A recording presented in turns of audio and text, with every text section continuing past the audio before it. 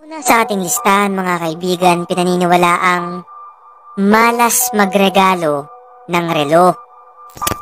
Ayon sa pamahiin, ay kapag nagregalo ka ng relo, ay para mo na ring inoorasan ang buhay ng taong iyong pagbibigyan.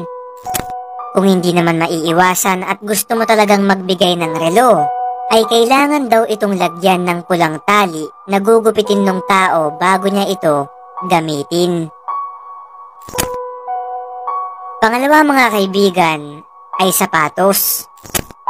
Ito na siguro ang isa sa pinakamadalas iregalo sa isang tao dahil magagamit niya ito sa pang-araw-araw. Kaya lang, alam niyo ba na may paniniwala ang mga Pilipino, lalo na yung mga nasa probinsya, na malas ang magbigay ng sapatos sa kadahilanang masisira ang inyong samahan ng taong iyong pagbibigyan.